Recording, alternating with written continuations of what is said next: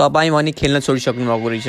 म भने अझै पनि खेल्दैछु। खासमा आज दाइ र म धेरै पछि सँगै पूजातिर गथ्यौं र हामी पूजा घरमा बिहान पखतिर नै गथ्यौं। तर कुइरोले भने सबै ढक्कमक्क भएको थियो। त्यही भएर एकछिन दाइ र म भएर आगो ताप्न थाल्यौं र त्यहाँ एकछिन आगो तापेर यता पूजा मण्डप बनाउन र तयारी गर्न थाल्यौं र पहिले यता मैले कुश बाट्नुतिर लागे र दाइले भने यता एकछिन अनलाइनबाटै पूजा गराइदिन थाल्नुभयो र मैले पनि यता सामानहरू मिलाउनुतिर लागे। अब हेर्नुस् त धेरै जेजमान भइसके पछाडि भ्याइ नभ्याइ हुन्छ के दाइलाई पनि। अनि यता सबै सामग्री मिलाएपछि दाइले घरको कर्ताहरूलाई राखेर पूजा सुरु गराउन थाल्नुभयो र यता एकछिन म बस्न थालेँ। अनि यता यही घरको त्यो भाइले त्यो फिरफिरे घुमाउँदै अनि एकछिनमा कुर्सी लिएर म भएकोतिर आए र दाइ हजुरले पनि फ्री फायर खेल्नुहुन्छ हौ भनेर सोध्न थाले।